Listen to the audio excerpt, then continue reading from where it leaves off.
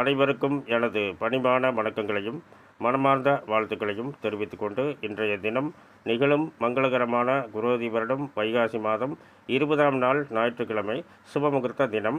நல்ல நேரம் காலை 7:30 முதல் 10 மணி வரை, மதியம் 2 மணி முதல் 4:30 வரை, இரவு 9 மணி முதல் 12 மணி வரை. சூலம் மேற்கு, பரிகாரம் வெள்ளம். திதி இன்று இரவு 2:43 வரை ஏகாதசி, பின்பு துவாதசி. நட்சத்திரம் இன்று இரவு 1:41 வரை ரேவதி, பின்பு அஸ்வினி.